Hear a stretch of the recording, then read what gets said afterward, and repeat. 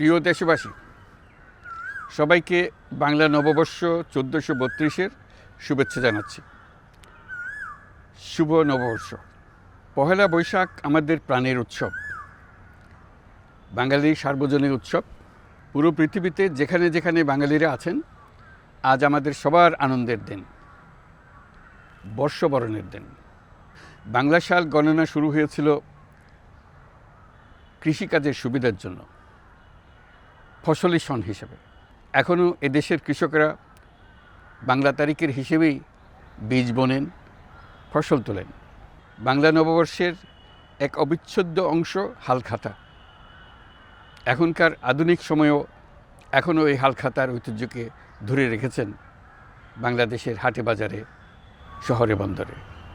নববর্ষের বৈশাখী মেলায় বাংলাদেশের জেলায় জেলায় উদ্যোক্তারা সারা দেশে ঐতিহ্যবাহী শীতল পাটি, মাটির হাঁড়ি পাতিল, খেলনা, হাত পাখা ইত্যাদি তৈরি করে নিজেদের সৃজনশীলতাকে তুলে ধরেন এই দিনকে উপলক্ষ করে। বাংলাদেশের সংস্কৃতি ও ঐতিহ্য রক্ষায় এবং একে এগিয়ে নিয়ে যেতে আমাদের সবাইকে সক্রিয় ভূমিকা রাখার জন্য অনুরোধ জানাচ্ছি। আমাদের এইসব ঐতিহ্য যেন আমাদের নিজেদের মধ্যে সীমাবদ্ধ না থাকে, আমাদের সংস্কৃতি যেন আমরা ছড়িয়ে দিতে পারি বিশ্বের দরবারে। বছরের এই দিনটিতেই আমরা সুযোগ পাই আমাদের সুদীর্ঘ ঐতিহ্যকে নতুনভাবে নতুন প্রজন্মের কাছে উৎসবমুখর পরিবেশে তুলে ধরতে এবং পৃথিবীর সামনেই তুলে ধরতে। পাহাড় ও সমতলের বিভিন্ন জাতিগোষ্ঠীও চৈত্র সংক্রান্তি ও নববর্ষে এবার বড় পরিসরে উৎসব উদযাপন করছে।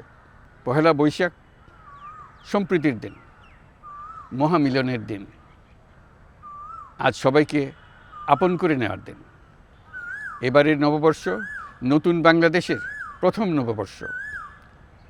আসুন আমরা বিগত বছরগুলোর গ্লানি, দুঃখ, বেদনা, অসুন্দর ও অশুভকে ভুলে গিয়ে নতুন প্রত্যয়ে, নতুন উদ্যমে সামনের দিকে এগিয়ে চলুন নতুন বাংলাদেশ গড়ে তুলি।